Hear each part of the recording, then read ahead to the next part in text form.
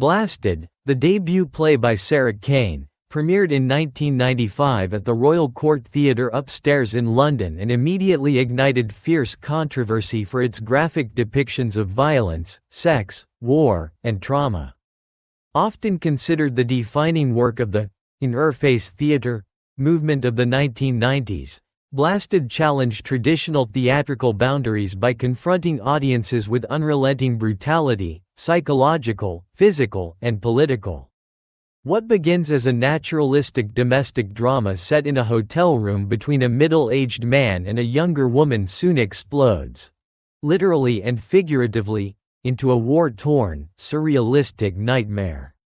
Kane uses this transformation to collapse the boundaries between personal and political violence, drawing stark parallels between intimate abuse and the horrors of war. Though reviled upon its premiere, Blasted is now recognized as a seminal work of contemporary theater, an uncompromising exploration of suffering, power, guilt, and the human capacity for cruelty and care. Setting and structure. The play takes place in a luxury hotel room in Leeds, England. The set includes a double bed, minibar, bathroom, and window. Over the course of the play, the room, and the world outside, degenerates into apocalyptic ruin, mirroring the moral and psychological collapse of its inhabitants. The play is divided into 5 scenes, which progressively move from naturalism to expressionism, from interiority to war-torn hellscape. Characters. Ian. A middle-aged, racist, sexist, and homophobic tabloid journalist. He is manipulative, abusive, and dying of cancer. Kate. A young, emotionally fragile woman from Ian's past. She has epilepsy and displays signs of trauma, vulnerability, and resistance. The soldier. A nameless war veteran who appears midway through the play. He is a figure of extreme violence and violation. Scene 1. Uneasy reunion. Ian has invited Kate to join him at the hotel. Their relationship is ambiguous, possibly ex-lovers or abuser and former victim. Ian drinks heavily, smokes, and flirts aggressively. Kate is nervous, childlike, and easily overwhelmed. Their dialogue is fragmented, filled with non-sequiturs, evasion, and emotional manipulation. Ian dominates the conversation, mocks Kate's simplicity, and reminisces bitterly about his life and his failing health. He eventually coerces Kate into sex, despite her clear resistance. This moment, while not graphically depicted, establishes the core dynamic: a powerful man exerting control over a vulnerable woman. Scene 2. Disruption and escape. Kate and Ian's fragile dynamic continues, with Kate occasionally gaining confidence only to be belittled again. She has an epileptic seizure, during which Ian is alternately concerned and aroused. Kate briefly escapes from Ian, retreating to the bathroom. While she is gone, there's a loud explosion, a literal blasting of the hotel. The set and play are transformed. This moment marks the play's radical shift from domestic realism to a surreal war zone. Scene 3. The soldier arrives. The third scene begins in a devastated version of the hotel room, now filled with rubble and light from a bombed-out window. A soldier enters with a gun. Ian tries to bribe him or reason with him. What follows is an escalation of war violence that mirrors Ian's earlier abuse, but on a massive, dehumanizing scale. The soldier recounts atrocities he has witnessed and committed: the rape and murder of his girlfriend, mutilations, and executions.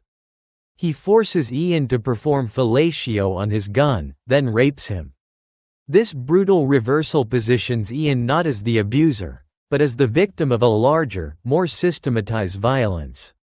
The soldier eventually kills himself, unable to reconcile his actions with his grief and rage. Scene 4. Degradation and survival. Ian is now alone in the wreckage, physically and emotionally destroyed. He is blind from an eye injury, naked, and crawling. Kate returns. She brings food, water, and a baby she found outside.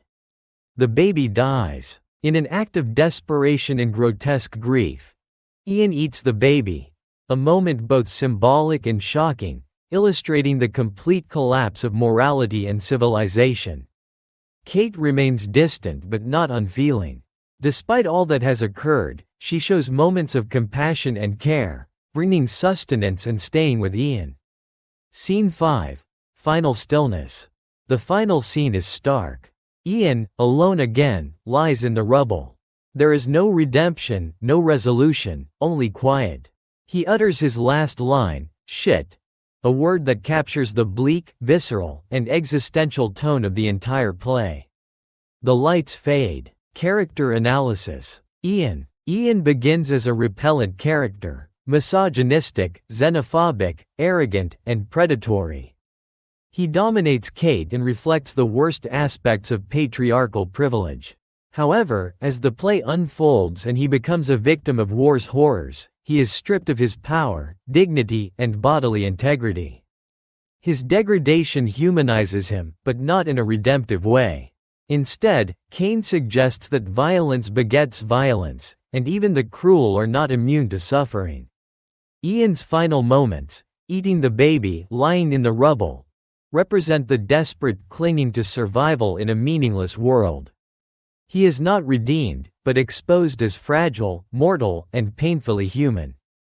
Kate is the emotional core of the play. She enters as a passive, damaged figure but gradually reveals strength, compassion, and resistance. Though she is abused by Ian, she does not collapse.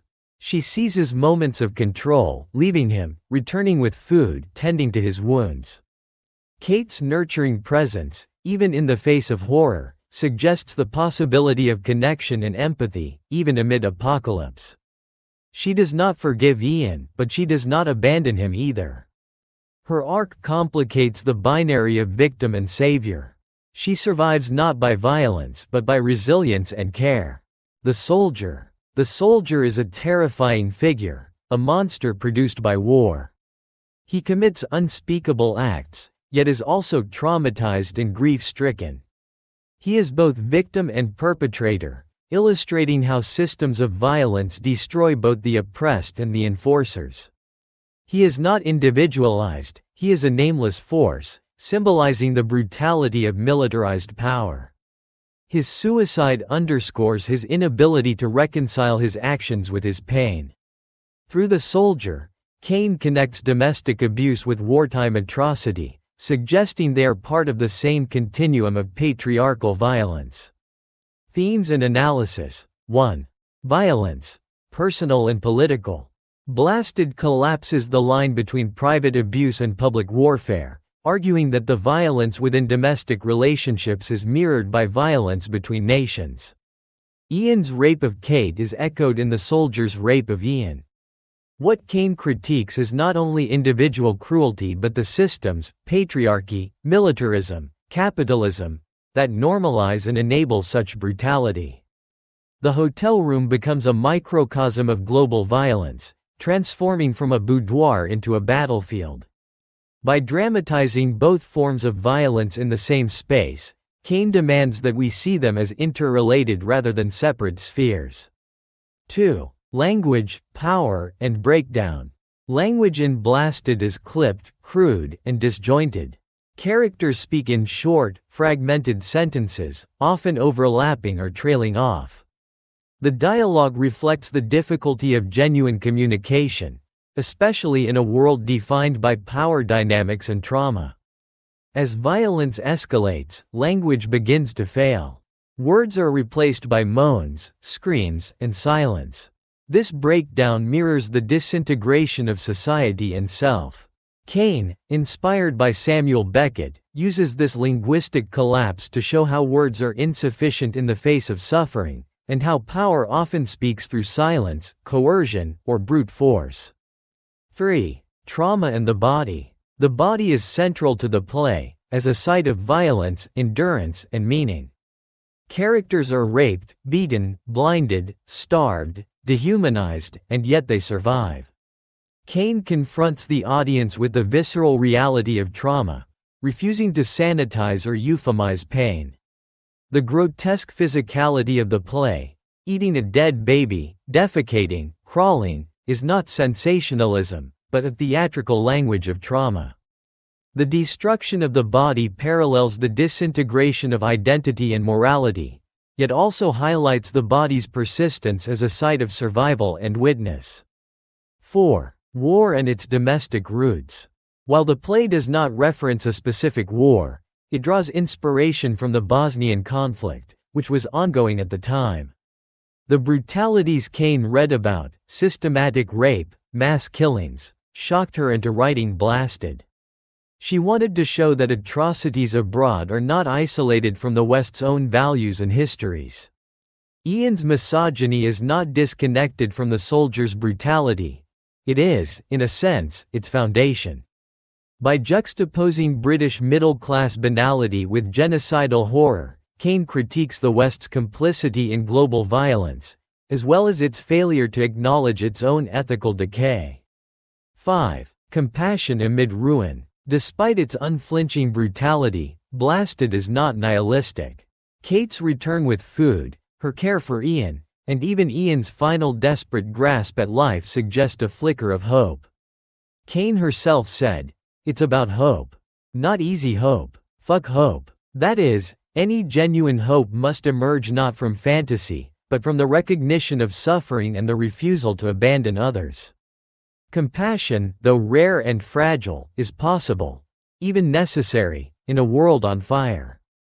6. Death and rebirth. The destruction of the hotel room, its blasting, can be seen as a symbolic rebirth. The carefully ordered world is reduced to rubble, forcing the characters and audience to confront what lies beneath civilization's veneer.